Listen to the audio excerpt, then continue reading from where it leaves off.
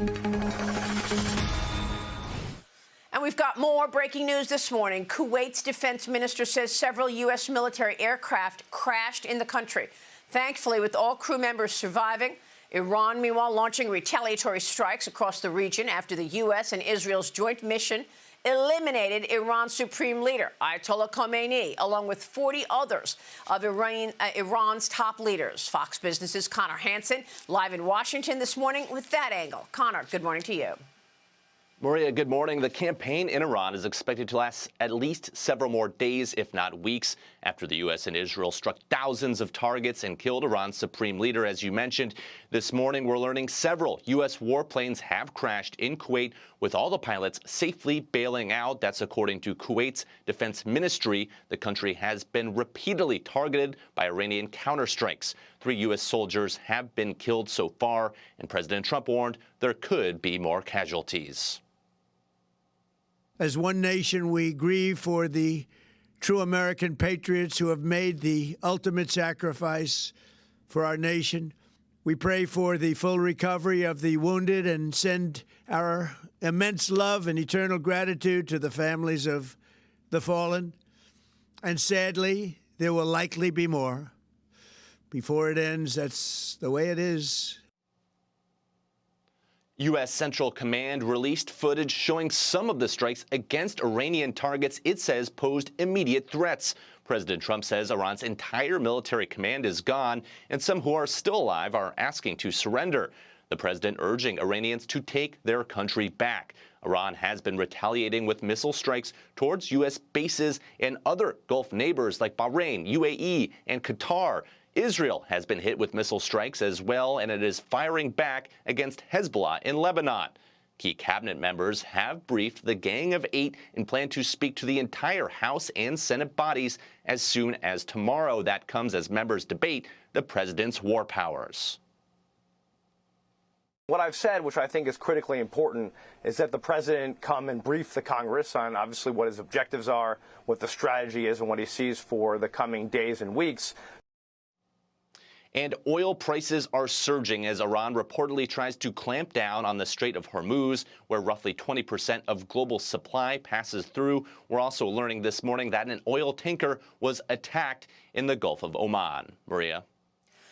All right, Connor, thanks very much. Connor Hansen. Joining me now is Fox News senior strategic analyst and chairman of the Institute for the Study of War, General Jack Keane. General, thank you so much for joining us this morning with your assessment. Let's start right here in terms of this most recent news and the impact of CENTCOM response to the Kuwaiti incident is that during active combat, the U.S. Air Force fighter jets were mistakenly shot down by Kuwaiti air defenses. Your reaction, sir?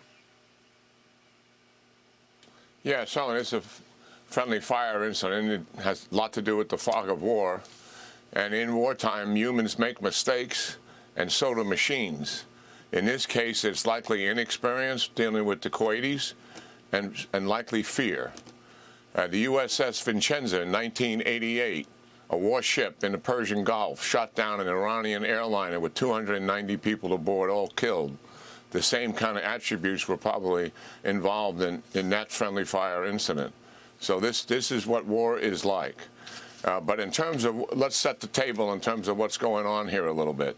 Yes, please. Number one, we have complete air defense. We have air superiority.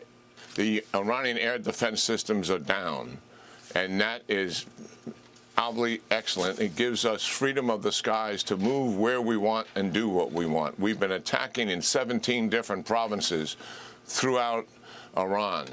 The sound of freedom, Israeli and American jets flying over that country certainly has to be a welcoming sound to the people, and as long as they stay sheltered in their homes. Secondly, it's humiliating for the Iranians psychologically, to be sure. Noteworthy, we're 48 hours into this, and the ballistic missile attacks by Iran are down 50%. That is absolutely a stunning accomplishment, and that is because we have disrupted their entire chain of command throughout the system, from the top to the bottom, and massive cyber attacks on it, as well as kinetic attacks. And now we've been focusing on the launchers, on the missiles, on the storage sites, on the transportation systems, and even the ability to manufacture these missiles.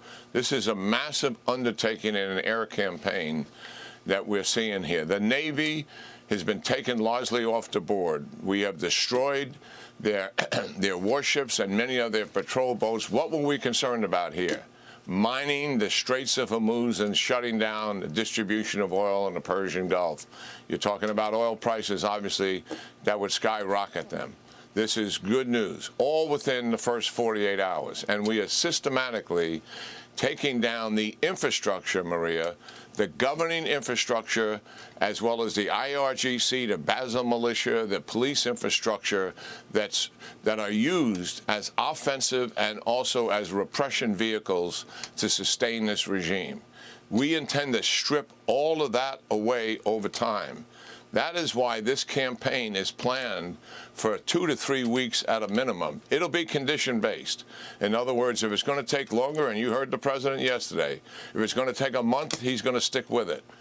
If we can do it sooner and there's fractions and fissures in that infrastructure and it starts to collapse and they start waving a white flag a little bit, maybe we'll negotiate with them. The only thing we should negotiate with the Iranians is not talking about nuclear weapons. Don't negotiate with them about ballistic missiles. Don't negotiate them about support for proxies. We know they've done all of that, and that's why we're in the war. The only thing we want to negotiate with them about is surrender. That is the only reason to talk to these guys. Otherwise, we complete all of our military objectives. Really an extraordinary, massive effort from the military, from the sea and the air, but also the intelligence part of this in terms of understanding exactly where they were and hitting at the right time. But I guess you also have to thank the arrogance of the Iranians. I mean, to actually turn around and hit the Gulf nations, the U.S. and the Gulf nations issuing this joint statement overnight, signaling a united front against Iran. The U.S., Jordan, the UAE, Saudi Arabia, Bahrain, Kuwait, Qatar, writing this: we strongly condemn the Islamic Republic of Iran's indiscriminate and reckless missile and drone attacks against sovereign territories across the region. We stand united in defense of our citizens, sovereignty and territory, and reaffirm our right to self-defense in the face of these attacks. General, your reaction to Iran turning around and hitting its neighbors? Well, I thought it was a boneheaded mistake myself to expand it like that, because what they have done is united the Gulf states. It takes a lot to unite the Gulf states. As anybody's been watching the Middle East for years, there's usually a lot of friction here. But they have all come together, certainly, and 4 of them are going to get into this fight. I mean, they're all defending adequately against the Iranians' attacks, because they're using largely defense systems purchased from the United States. Some have Russian defense systems as well, but mostly ours. But 4 of them are going to step up offensively to take this on. The Qataris have already done some of it. Bahrain, UAE, and the Kingdom of Saudi Arabia, it's all publicly out there now what they intend to do. And believe me, the UAE and the Kingdom of Saudi Arabia have real significant air capability to get into this. The United States Central Command, under the very capable leadership of Admiral Bradley Cooper, who's doing an incredibly great job here, his staff will coordinate and select the targets for those 4 countries, and it's already underway. So that kind of retaliation, I don't know if the Iranians expect it or not. I don't know what's going on in their heads. They certainly are thinking that by attacking the Gulf states and expanding the war, in a sense, that the international community will come down and put pressure on the United States and Israel to go to a ceasefire and stop this. Of course, that's not going to happen. And I think the opposite is happening also in terms of the international community, seeing Iran for who they really are here and how isolated they are, not only in the region, but throughout the world. And where is China and Russia in providing any assistance to them? Not to be heard.